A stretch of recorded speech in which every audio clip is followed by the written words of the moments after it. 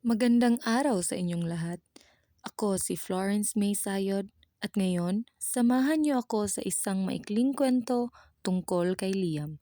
Siya ay isang mag-aaral na mahilig maglakbay. At sa bawat lugar na kanyang pinupuntahan, natuklasan niya ang iba't ibang variety ng wika. Kaya tara, simulan na natin ang biyahe. Sa unang araw ng kanyang paglalakbay, unang tumungo si Liam sa Cebu. Pagdating niya, humanap agad siya ng makakainan. At nakakita siya ng isang matandang babae na nagtitinda ng mga pagkain. Sabi ng manang, "Maayong buntag day, kaon na, palit na diri sa akong tinda."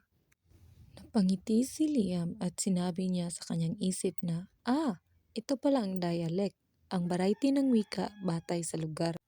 Habang naglalakad, nakausap naman niya ang isang sikat na TV reporter. Sa kanilang pag-uusap, sinabihan siya nito na, "Enjoyin mo ang iyong buhay dahil ang buhay ay weather lang."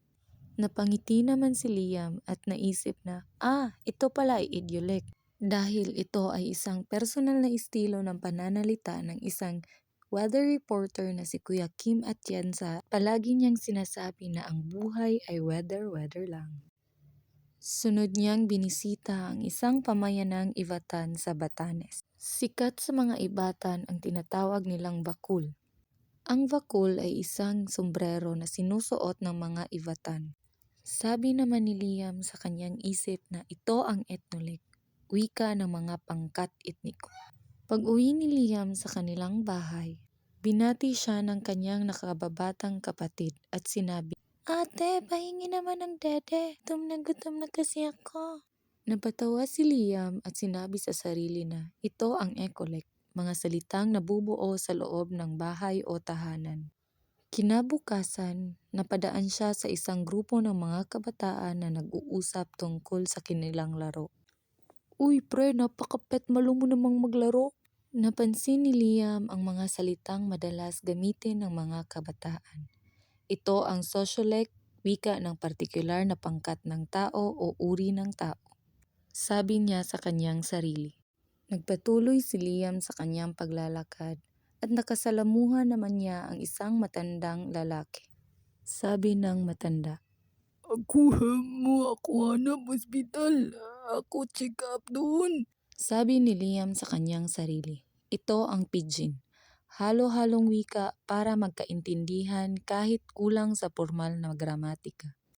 Pagdating nila sa hospital, agad namang nagpa-check up ang matanda. Sabi ng doktor, "Kailangan nating obserbahan ang iyong vital signs at hydration level." Sabi ni Liam, "Ito naman ang register, wikang ginagamit ayon sa propesyon o sitwasyon." Pagkatapos nilang magpa-check up, naghiwalay naman sila sa isa't isa at sinabi ng matanda na, "Muchas gracias por la ayuda." Ibig sabihin, maraming salamat sa iyong pagtulong. Sabi ni Liam sa kanyang sarili, ito ang Creole, dating pidgin na naging pangunahing wika ng isang grupo. At sa pagtatapos ng biyahe ni Liam, natutunan niyang magkakaiba ngunit magkakaugnay ang mga variety ng wika. Ang bawat isa ay nagpapakita ng kultura, lugar, propesyon at pagkatao ng mga taong gumagamit nito. Ako si Florence May Sayod at ito ang paglalakbay ni Liam hanggang sa susunod na pakikipagsapalaran. Paalam!